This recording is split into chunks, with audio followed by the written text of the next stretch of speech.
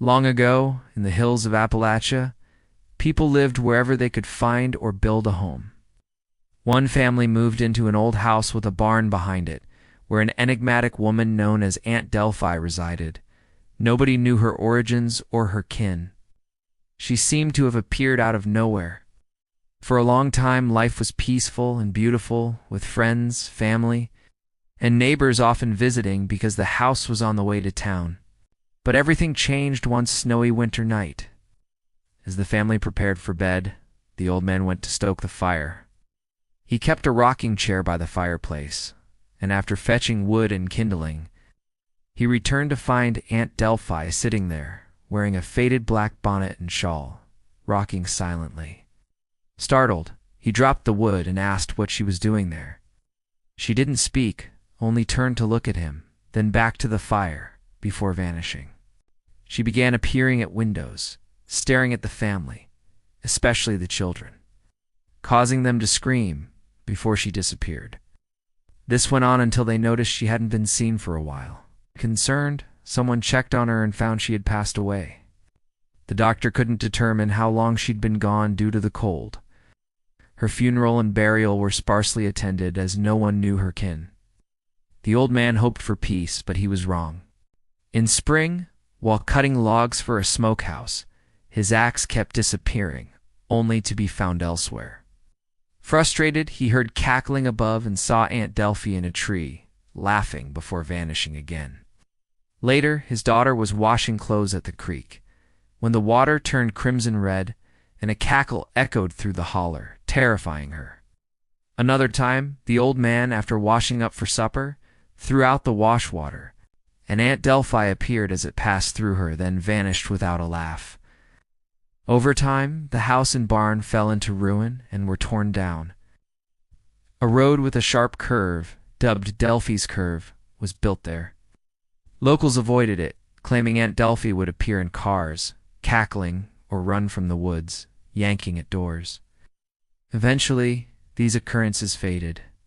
When they found her body, strange items were discovered in the barn. Sticks tied in odd ways, symbols drawn in coal, and mysterious jars. Hinting at her mysterious nature, another story, shared by a woman from West Virginia, recalls her great-grandmother's tale about her father, a logger.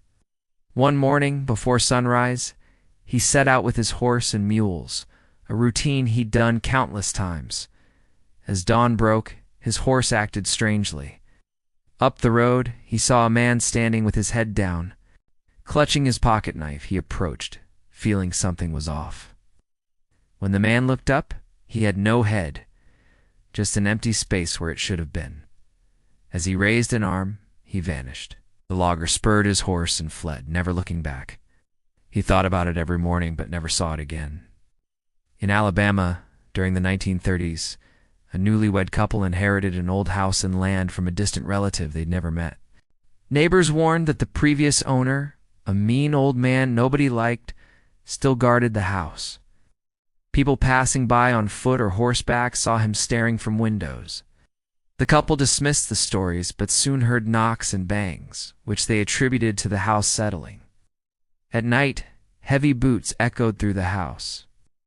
The wife and child believed it, but the husband scoffed, always finding explanations.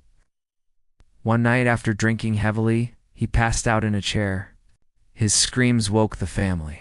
He was terrified, crying, and refused to stay alone. The next day, they packed to leave. On the way home, he admitted the neighbors were right. He'd awoken to footsteps and saw an eyeless old man with scraggly hair leaning over him, whispering, "Get out of my house." In Middle Tennessee, in the 1970s, near Dunlap, my grandparents' old house in Kedgel was known for ghostly activity. They had 6 children, and one phenomenon was the ghost car.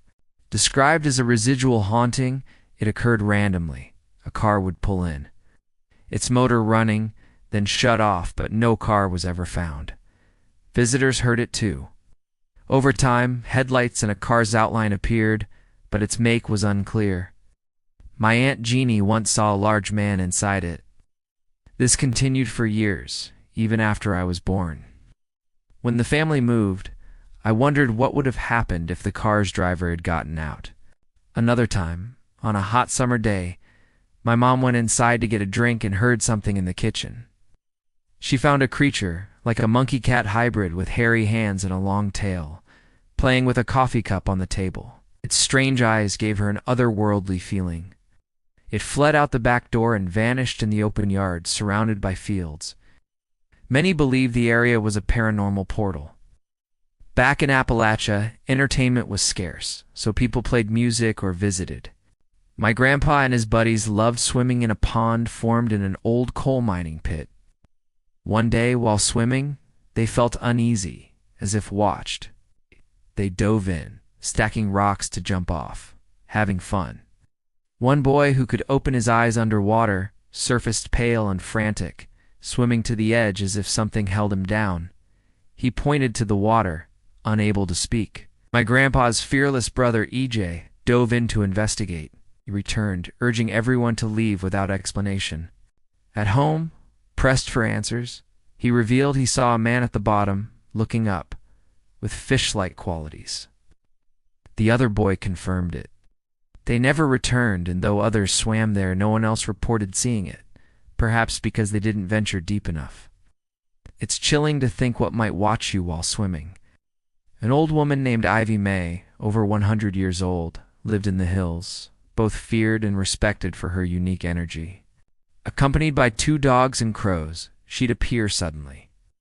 A young girl, Mary, with a cleft lip, was mocked by local boys. One day, 2 girls teased Mary until she cried. Ivy May appeared behind her, glaring.